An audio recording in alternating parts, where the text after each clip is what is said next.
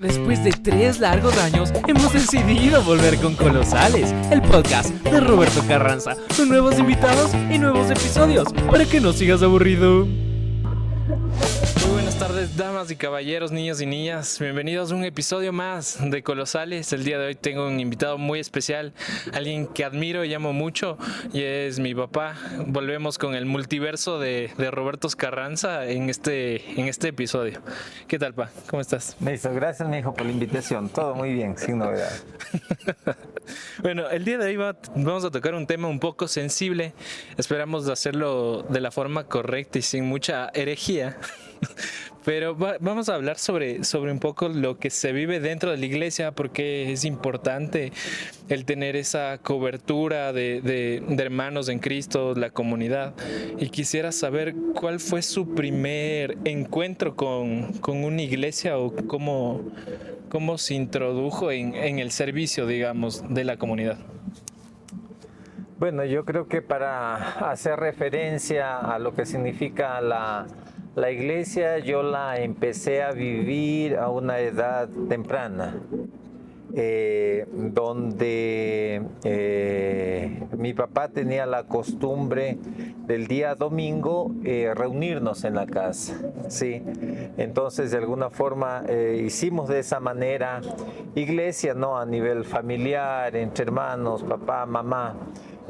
Luego, cuando me vine acá a Cuenca, ya estuvo sembrada esa palabra en mí. Estoy hablando de edad de 15 años, adolescente, y esa necesidad de buscar, ¿no? Y seguir creciendo espiritualmente. Y siempre estuve convencido que aquello lo iba a conseguir en una iglesia, congregándome con alguien que nos dirija, que nos guía, ¿no? Que hace las funciones de pastor. Entonces, en ese sentido fue como lo pude ir experimentando, no hubo esa necesidad de buscar, ya estaba una palabra en el corazón sembrada, en la mente, y siempre resonando Hebreos 10:25, donde nos llama a no dejar de congregarnos. Entonces, si bien es cierto, como empecé señalando, teníamos ese medio de congregarnos que era a nivel de ahora lo que se llama células, ¿no? Yo te estoy hablando de los 80, ¿no? Donde no sé si habría aquel concepto de lo que significan las células, pero ya lo practicábamos en la casa, ¿no? Entonces, cuando vine acá, hubo esa necesidad, pues, de buscar un lugar donde congregarme. Y en esa necesidad, ¿cuáles fueron los parámetros para elegir una iglesia? Dentro de, al menos aquí en Cuenca, hay un montón de iglesias cristianas evangélicas. ¿Qué parámetros usted pondría para decir, ok, esta iglesia puede ser sana para yo congregarme, para una persona que está comenzando su búsqueda? ¿Cómo no? Sobre todo como joven, ¿no? Yo creo que tiene que pasar por algunos filtros, por decirlo así, donde se predique la palabra sin contaminación, sin alteración, tal y como está, donde haya esa creencia en un Dios Padre, en el Hijo, en el Espíritu Santo, en esa promesa que esperamos todos, un cielo nuevo, una tierra nueva, en que hay un infierno como una realidad, porque así lo dice la palabra de Dios, en creer en el bautismo, ¿no? Como parte y como un testimonio de la fe que tenemos, ¿no? Ese sumergimiento en agua. Entonces son un poco de elementos que se suman y que siempre tienen que ser considerados para buscar ese lugar correcto donde congregarse. Sabemos que donde nos congregamos no somos gentes perfectas, todos tenemos imperfecciones, pero es un pueblo que está buscando anhelar ser mejor mejores, sí.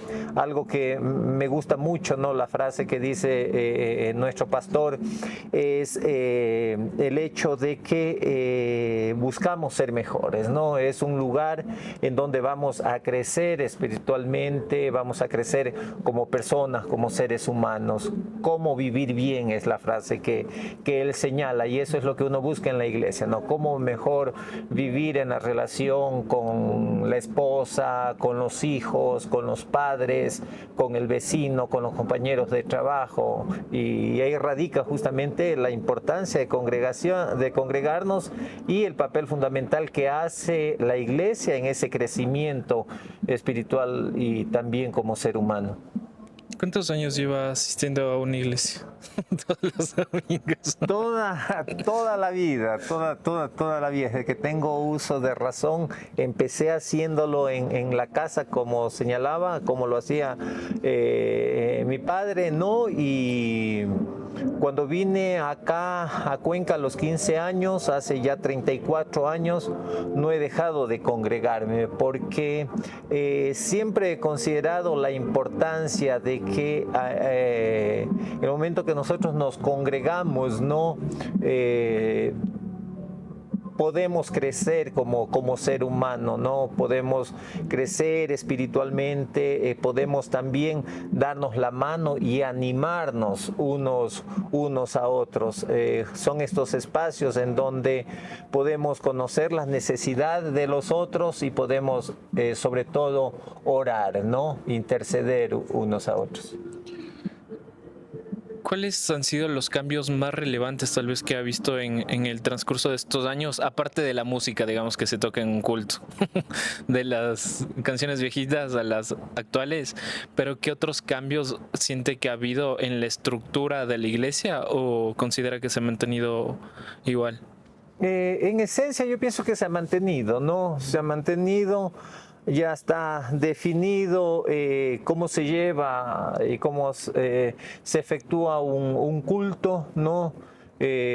Con los tiempos para la alabanza, para la adoración, con los anuncios, ¿no? Que siempre son importantes dentro de los diferentes ministerios, siempre estamos haciendo diferentes actividades, entonces siempre será importante esos espacios en donde nos dan a conocer, ¿no? Qué hacemos como iglesia y esas actividades que se tienen claramente planificado.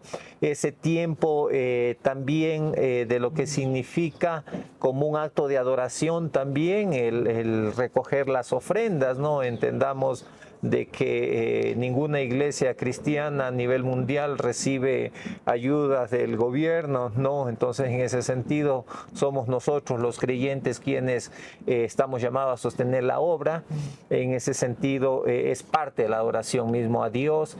Y, por supuesto, el tiempo de la palabra, ¿no? Yo creo que todo el tiempo se ha mantenido esa misma estructura. Al finalizar el culto, el tiempo será importante en saludar a los hermanos, en estrechar un abrazo, en dar la mano, en brindar una sonrisa, en recibir una sonrisa, ¿no? Y muchas veces en esas conversaciones cortas, en esos tiempos, estamos pidiendo la oración unos por otros, que es poderoso luego para recibir la contestación de parte de Dios a partir de la intercesión que nos hacemos pues unos por otros.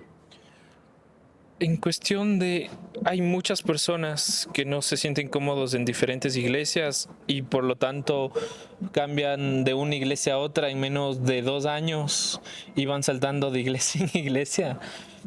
¿Cómo se le llega a este tipo de personas o qué ellos deberían comprender o qué es lo que la iglesia debería hacer para que estas personas sean fieles aún dentro de la comunidad en donde se congregan? Porque en este último tiempo me he dado cuenta que si no eres fiel en estas cosas pequeñas, muy difícilmente vas a ser fiel en los momentos de tribulación y en los momentos donde te toque estar en tela de juicio si niegas o no al Señor. Entonces, el fundamento va a ser siempre la fidelidad y se miden en este tipo de cosas, aún dentro del matrimonio, con esposa, con hijos, en el trabajo, pero específicamente dentro de la iglesia. qué es lo que se debe cambiar en mentalidad tal vez del individuo o dentro de la iglesia como organización? Bastante difícil la pregunta. Yo creo que es fundamental el nivel de madurez que podamos alcanzar y desarrollar como creyentes, como cristianos. Lo señalé anteriormente, somos un grupo de gente imperfectas, pero con un corazón dispuesto a mejorar cada día. Y en ese sentido tenemos que estar conscientes, ¿no?, de que en el lugar en el que me congrego, todos estamos en esa misma lucha, en esa misma búsqueda, y entendamos que las relaciones interpersonales a todo nivel son difíciles, ¿no? A nivel laboral, a nivel familiar, y por qué no, y no es la excepción a nivel congregacional, es decir, entre hermanos. Las fricciones, los desacuerdos siempre van a haber, ¿no? Inclusive el rato que se está planificando alguna actividad, ¿no? Y un desacuerdo puede ser una ocasión para que alguien se resienta, por ponerles un ejemplo, ¿no? A Dios gracias, no he estado involucrado ni conozco muy de cerca ninguno de estos temas. Pero pensaría que podrían ser motivos para que alguien que no está maduro espiritualmente sea una causa como para retirarse, no necesariamente por diferencia con un líder, con un pastor, sino por una cosa sencilla podría darse, no, vuelvo a repetir, cuando no hemos alcanzado esa madurez, ¿no? Podría pasar lo contrario, está buscando donde el tiempo, me invento, ¿no? Donde el tiempo de adoración sea más extenso, ¿no? Y en la iglesia que lo estoy haciendo, ¿no? O estoy esperando que la prédica sea más cortita y acá el pastor se extiende 1 hora y media, 2 horas y media, y a mí me gusta esas prédicas de 15 y 20 minutos. Entonces, en realidad pueden ser muchos los factores, pero siempre será importante no permanecer en una sola congregación, porque más allá del crecimiento que podamos alcanzar a desarrollar, siempre tenemos que buscar esa oportunidad de poder servir, de poder dar nuestros talentos que el Señor nos ha dado a cada uno de nosotros. Madre, de bien. ¿Sí? Ustedes me conocen, los dos. Soy un alto crítico de la iglesia como organización, pero le he bajado un montón estos últimos años, de verdad. Y es porque me he dado cuenta de que la iglesia llega a ser la esposa de Cristo. Y como yo, amigo de Cristo, no puedo criticar, no puedo dañar a la esposa de mi amigo. Es como que su mejor amigo esté ahí hablando mal de mami. Entonces usted es chuta, hasta aquí nomás. Entonces siento que lo mismo pasa con el Señor. Somos llamados a cuidar y a levantar a la iglesia aún en medio de sus fallas, en medio de sus dificultades, amarla. Y eso es algo que estamos llamados a hacer cada uno de nosotros. Y vemos la iglesia primitiva, cómo se manejaba, y algo que me ha marcado estos últimos tiempos ha sido que ellos se reunían en casas a partir el pan y a hablar simplemente del Señor uno a uno, con amigos y así. ¿Cómo se podría llegar a implementar eso, digamos, en la iglesia de hoy en día y que no sea algo tan estructurado y como tipo ponencia hecho medio griego?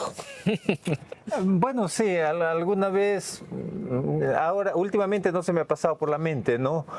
Pero cuando era más joven, adolescente, uno siempre va comparando, ¿no?, las actividades que hacemos como iglesia y con lo que tú vas imaginándote cómo vivía la iglesia primitiva, ¿no?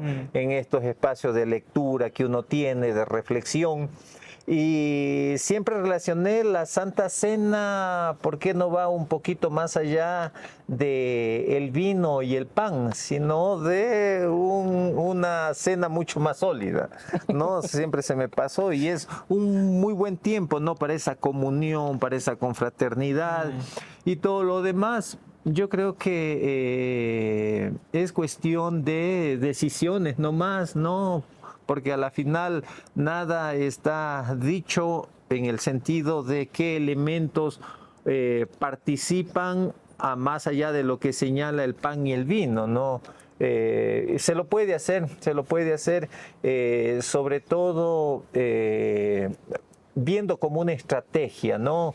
Siempre hablaré de la importancia de lo que significa poder ver las mejores estrategias para poder llegar a evangelizar, y podrían ser unos bonitos espacios, por supuesto, en donde podamos compartir el pan. Hoy día tuve la oportunidad de tener una bonita experiencia los días lunes. Nosotros en nuestra iglesia tenemos oración a las 7 de la mañana y tuvimos un espacio muy importante, ¿no? En donde pudimos compartir el pan como tal, ¿no? Es decir, se sirvió y más allá de servirnos los alimentos, es un espacio en el cual podemos conversar, en el cual podemos reírnos un rato, ¿no? Y de eso se trata en realidad, ¿no? El caminar con Cristo, el caminar con Dios, ¿no? Esa comunidad que somos como partes del cuerpo de Cristo, y como tú señalabas, la importancia de poder levantarnos la mano, de podernos animar, la importancia de poder conocer por qué estás pasando, ¿no? Y poder entender inclusive un poquito a la otra persona y animarnos, ¿no? Y yo creo que la iglesia es un buen espacio para crecer, sí, espiritualmente, pero también para animarnos unos a otros. Totalmente. Siento que hay un término que se ha utilizado mal dentro de la comunidad cristiana, y es que la iglesia es un hospital. Pero más que un hospital, considero que es un lugar de preparación para ser enviados hacia afuera. Es como un centro de mando. Es un centro de mando donde el Señor gobierna de cabeza. De ahí están los pastores líderes. Obviamente muchos de nosotros hemos llegado hecho pedazos a la iglesia. Ha habido restauración de parte del Señor, pero en un hospital simplemente hay enfermos. Pero el Señor algo que hace es que sana, y de esa sanidad que hay en el alma, en el espíritu y muchas veces en el cuerpo también, es gente que es enviada. Y es algo igualmente que la iglesia de hoy tal vez está quedando en de preparar misioneros, mandar misioneros. Sé que usted con mi mami se conocieron comenzaron a piropearse entre los dos, creo, no solo de su parte, pero en un campamento misionero. Hoy en día no veo mucho la intención de la iglesia, y mucho menos de jóvenes de 18 o 25 años a esa búsqueda de voy a servir al Señor con todo mi corazón y me voy a ir de misiones y me voy a meter al oriente, me voy a ir a otro país. ¿Qué es lo que está pasando? Sí, yo creo que tenemos una responsabilidad grande todos quienes formamos parte del cuerpo de Cristo. Y el Señor nos ha hablado de diferentes maneras, nos sigue hablando en la actualidad y nos seguirá hablando. Y creo que en ese manifestarse de parte de Dios a nuestras vidas, nos va poniendo en cada uno de nosotros cuál es el papel que tenemos que desempeñar dentro del cuerpo de Cristo. Por eso es la importancia, pues, de no ser alguien ajeno a todo lo que programamos como iglesia, ¿no? Y podamos llegar pues con propuestas, ¿no? Como iglesia, si es que nosotros en nuestra congregación identificamos de que no estamos apoyando, por decir así, no, o no tenemos activo este ministerio de lo que significa pues salir a las naciones como nos manda las escrituras, pues es necesario de que a través de ese sentir que tengamos nosotros podamos transmitir, ¿no? Casa adentro hacia la iglesia, y no solamente transmitirlo como una necesidad, sino ponernos también nosotros mismos a las órdenes, ¿no? De poder ser parte de aquello que esté faltando en cada una de las iglesias en las que formamos parte. Entendamos algo muy importante, que toda actividad que se hace más allá de la planificación se requiere de recursos, ¿no? Y en ese sentido, pues estamos también llamados a ser esos agentes, ¿no es cierto?, que vea o identifique de qué manera podemos sostener a un joven, ¿no?, que quiere irse a capacitar, o después que se ha capacitado podemos enviarlos a las naciones, ¿no?, hablando de nuestro país, de las diferentes regiones donde se necesita de que su palabra pueda llegar a través de el evangelio, a través de las personas que podamos enviar. En esta iglesia del primer siglo vemos cómo no hacía falta absolutamente nada a la comunidad, vendían cosas y a ti te hacía falta, era yo, mira, yo tengo, y se vivía sin ninguna necesidad, digámoslo así. Y algo que ellos buscaban completamente, tal vez no eran esos prodigios, no eran esos milagros, no eran esas sanidades, sino lo que ellos buscaban constantemente era ver a Jesús, y ese anhelo y esa esperanza de va a regresar otra vez por nosotros. Tal vez hoy en día se ha perdido un poco esa esencia de te hace falta algo a ti, amigo, yo cojo y te doy, digamos, la mitad de mi sueldo. O igual, como decía, gente que se queda aquí para apoyar a la gente que está siendo enviada afuera, que no tiene tal vez la posibilidad de trabajar porque está 100% metido en el ministerio y evangelizando. Y hay algo que me marcó mucho anoche. Estoy leyendo un libro que se llama De Pastores y Predicadores. Entonces te habla la esencia del pastorado, las cosas difíciles, las fallas también que se tienen, las tentaciones. Y habla de un misionero que va a África, que pasa muchos años en África y de ahí regresa en un barco a Estados Unidos. Entonces, a lo que están llegando, ven un montón de gente que les estaba yendo a recibir, y le dice a la esposa: mira, no se han olvidado de nosotros y lo que hemos estado haciendo todos estos años. Pero este man no sabía que en el mismo barco que le estaba llegando a Estados Unidos, estaba llegando el presidente de Estados Unidos de ese entonces, y que ese presidente había ido a África a cazar. Entonces baja, le reciben al presidente, ellos ni les paran bola.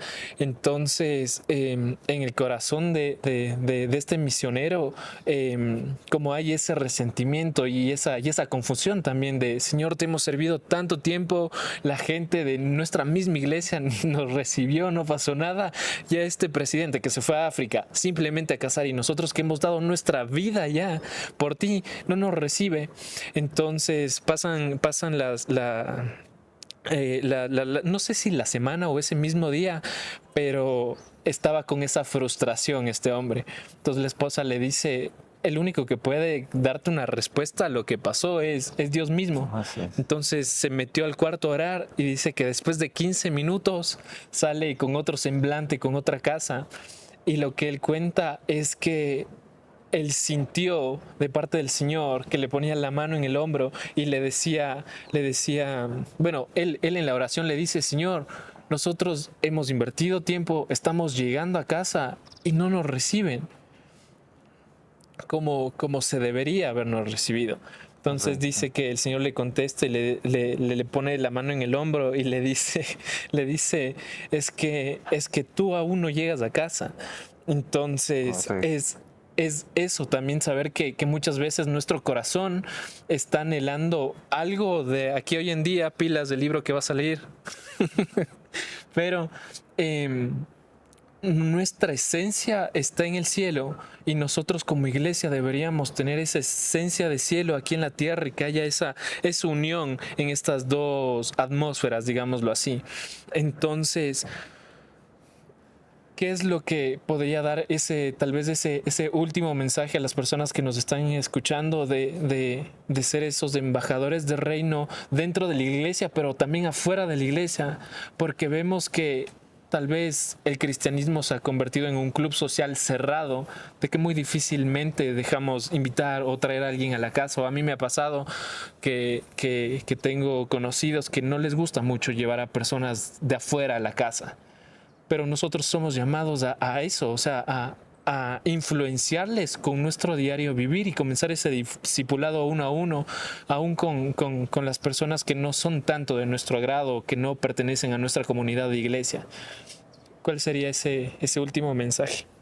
Bueno, escuchándote la narración, ¿no?, de esta historia, antes de que reflexiones en el encuentro que tuvo, ¿no es cierto?, el misionero delante de Dios, a mí lo primerito que se me vino a la cabeza mientras tú narrabas es que no está llegando todavía a casa, ¿sí? Y se me veía el mayor reconocimiento, y estoy hablando personalmente, ¿no?, que yo necesito es de parte de Dios. Y ese reconocimiento lo vamos a tener un día cuando regresemos a su presencia, ¿no? Entonces, este misionero y todas las personas que están entregando a nivel de todo el mundo su vida mismo por el Evangelio, ¿no? Hay gente que ha dejado todo por seguir a Dios, por servir a Dios, y ahí está claramente establecido de que nos esperan coronas, ¿no? Nos espera este reconocimiento. En ese sentido, yo creo que siempre será importante el reconocimiento que pueda hacer o las palabras de aliento que pueda dar un amigo, un compañero, un familiar, pero tenemos que estar convencidos de que el reconocimiento real lo vamos a recibir pues de parte de Dios. Estamos llamados como partes del cuerpo de Cristo, ¿no? Yo creo que a estar siempre abiertos y poder ser de edificación, ¿no? El Señor nos manda a ser la sal de la tierra, ¿no? Y a dar frutos. Y en ese sentido tenemos ahí un gran rol, un gran papel que desempeñar a nivel de nuestros trabajos, a nivel de nuestro vecindario y en la iglesia mismo. Y en ese sentido, pues, estamos llamados a abrir, pues, las puertas de nuestras vidas mismo como testimonio, ¿no? Como cartas abiertas, como nos llama Pablo, de que lo hagamos.